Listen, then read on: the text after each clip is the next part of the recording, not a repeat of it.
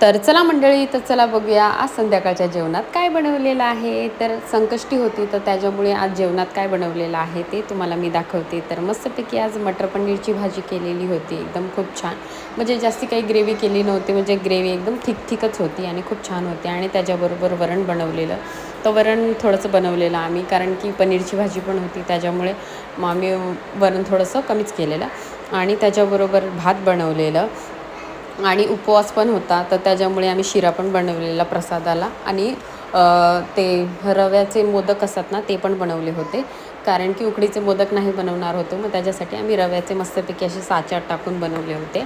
आणि त्याच्याबरोबर पापड तळलेले मी खूप सारे, आणि पुऱ्या पण केलेल्या. आणि पुऱ्या एकदम झटपटवाल्या, एकदम चपातीसारखं लाटायचं आणि 4 भाग करून टाकायचे आणि पटकन तळून टाकायचं.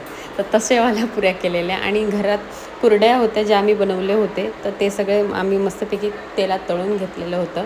तर उपवास असलं तर हे सगळं डब्यातनं बाहेर निघतं आणि तळून मस्तपैकी खायला होतं. तर या मंडळी, तुम्ही पण जेवायला. तर तुम्हाला आजचं जेवण कसं वाटलं?